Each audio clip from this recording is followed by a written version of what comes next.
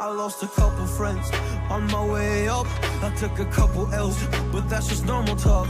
I popped a couple pills, but they don't do much. And now I take Prozac in the morning with some other stuff. But why did I get into this? I feel like this